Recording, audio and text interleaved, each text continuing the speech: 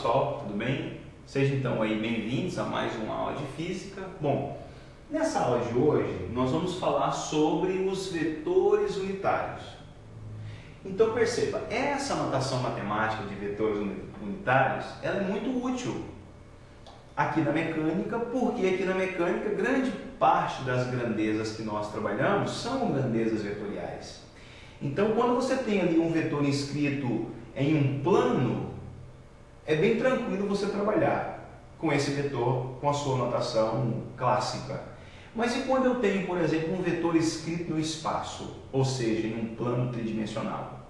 Quando a gente tem um vetor escrito então no espaço, nesse plano agora, nesse espaço tridimensional, é mais conveniente a gente adotar aqui a notação de vetores unitários, porque essa notação, ela carrega consigo as informações que o vetor tem em todos os três eixos do espaço, tá certo? Então, vou mostrar aqui como é que a gente faz para escrever um vetor com a notação unitária. Então, perceba, eu coloquei aqui uma região, um espaço, né? Um espaço tridimensional, onde eu tenho aqui os eixos x, y e z, mas para a notação de vetor unitário, o eixo x, na verdade, vai receber o nome de outro eixo. Ele vai ser o eixo que nós chamamos de chapéu. O eixo y ele vai receber outro nome, ele vai ser chamado de eixo J chapéu. E o eixo z ele vai receber um outro nome, ele também vai ser chamado de eixo K chapéu, tá certo? Aí vamos imaginar o seguinte, vamos supor que eu tenho aqui, pessoal, esse vetor aqui, ó, tá aqui, ó, eu tenho um vetor aqui, que é um vetor, sei lá, um vetor A. Como que a gente faz para escrever, por exemplo, esse vetor A com a notação de vetor unitário? É bem simples, ó. Eu estou dando aqui o exemplo de um vetor escrito no espaço, mas você também poderia ter a notação de vetor unitário com ele escrito apenas no plano. Só que aí, se fosse no plano, você não teria o eixo K chapéu aqui, que é o eixo Z.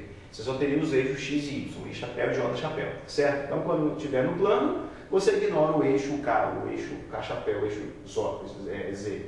Se for no plano, só os dois eixos. Se for no espaço, o terceiro eixo. Aí é o seguinte, você tem que vir aqui e fazer o seguinte, ó, ver qual o valor da projeção do vetor em cada um dos eixos. Então, por exemplo, eu vou medir aqui, ó, projetar aqui o vetor A no eixo X, ou seja, no eixo I chapéu. Quando eu projeto esse vetor aqui, ó, nesse eixo X, vamos imaginar que essa medida aqui, sei lá, vale AX. Então, eu tenho aqui a projeção do vetor do eixo X. Vamos supor que é uma medida qualquer, AX. Eu também vou fazer essa mesma projeção aqui no eixo Y. Quando eu faço essa mesma projeção aqui no eixo Y e mensuro esse valor aqui, ó, vamos imaginar que essa medida aqui, ó, no eixo Y vale, sei lá, AY.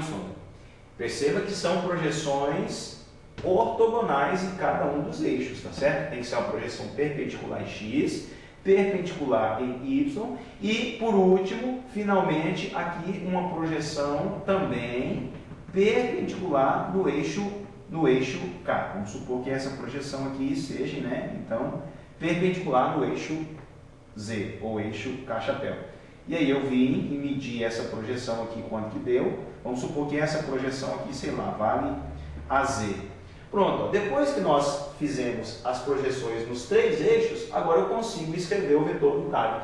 Então o vetor unitário vai ser a medida que ele tem no eixo X é AX, então eu vou colocar assim, ó, AX e chapéu, mais a medida que ele tem no eixo Y é AY, então eu vou colocar aqui AY J chapéu, mais a medida que ele tem no eixo K chapéu, que é o eixo Z, vai ser AZ. Então eu vou colocar assim, ó, AZ K chapéu. Pronto. Essa é a maneira que nós temos de escrever um vetor unitário, certo? Então toda vez que você tiver um vetor unitário, ele vai vir escrito aqui, ó, as medidas que ele tem em cada um eixo.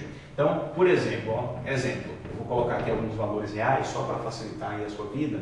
Então poderia ser assim, vamos supor que eu tenho um vetor A que é escrito assim, ó, sei lá, 2i chapéu menos 3j chapéu mais k chapéu. Por exemplo, esse vetor aqui, está aqui, ó, é um vetor unitário, tá certo? A projeção dele no eixo x vale 2, no eixo y vale menos 3, então na parte negativa do eixo y, E no eixo Z, vale quanto? Vale 1.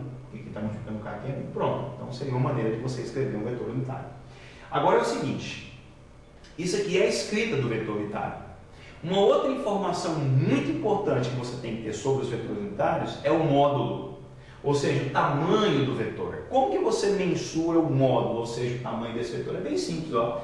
Se você olhar aqui no plano bidimensional, no eixo x e y, essas medidas aqui, ó, o AX, o AY e o A, elas formam o quê? Elas formam um triângulo retângulo, onde o vetor resultante, que é o vetor A, é a hipotenusa do triângulo, e esses outros dois valores são os catetos.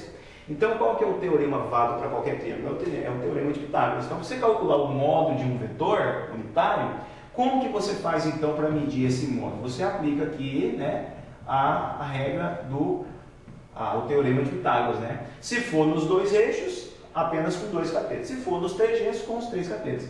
Então seria ó, a raiz quadrada de quem? Ó, da projeção que ele tem no x ao quadrado, mais a projeção que ele tem no y ao quadrado, mais a projeção que ele tem no eixo z ao quadrado, certo? Então fazendo isso, você obtém o que? O módulo do vetor unitário, tá certo? Então beleza, assim que a gente faz então para representar um vetor na forma unitária. Tá certo? Então essa aula é só sobre isso, só sobre os vetores unitários. Tá aí a escrita do vetor unitário. Obrigado, até a próxima.